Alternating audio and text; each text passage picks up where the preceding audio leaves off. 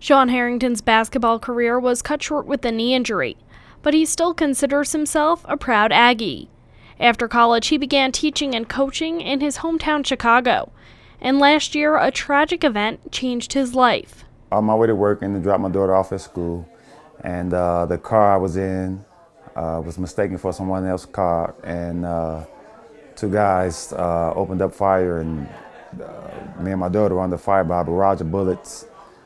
I pushed her down, just tried to protect her as much as I could, and kind of got over the top of her and protected her. And doing so, I was shot twice in the back, and I've been paralyzed from the waist down. Harrington's former coach and NMSU professor, Russ Bradford, was touched when he heard the story. Because I have my own daughter, I was very moved by his heroic act, and I thought, Shawn likes to say, "Oh, anybody would have done what I did," but I don't think that's true. I think what he did was really an astonishing thing. With the help of his friends, family, former coaches, and teammates, Shawn recovered and is now using the experience to spread an anti-violence message in Chicago. Basketball and sports in general is definitely something that curbs a lot of kids away from violence and gangs in Chicago. So I try to be as encouraging to most kids as I can, not just playing sports, but using sports as a tool to continue their education also.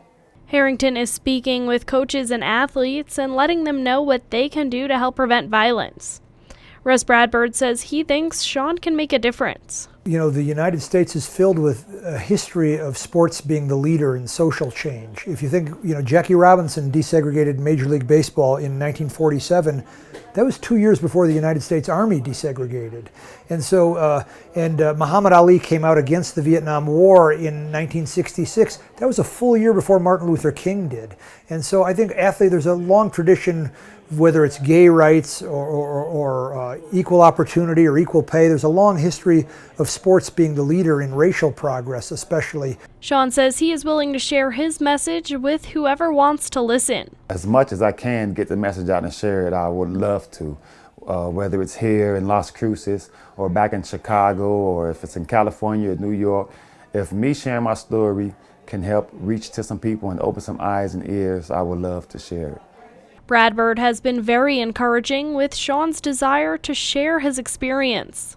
What I've said to Shawn when he told me this idea is, you've already saved one kid's life, your own. Go save one more kid. Even if he just saves one more kid's life, I think it'll be worth it. Shawn says he doesn't know what he would have done without the support of Russ Bradford over the past year. He's a guy that's truly been heaven sent throughout this whole ordeal. I mean, right now, mentally, I don't know where I'd be right now without Russ Bradford. So tremendously hats off to Russ Bradford. Coach Lou Henson, even though he was never a coach of mine, he's always been recognized as a coach to guys from Chicago area. We've all loved to play at the University of Illinois when he was there, and I just missed him by a year coming here. So it's been awesome, the love and support that I've been getting. I mean, I can't express my gratitude enough. Harrington says along with sharing his story, he is looking forward to getting back in the classroom and teaching again. For KRWG, I'm Samantha Sonner.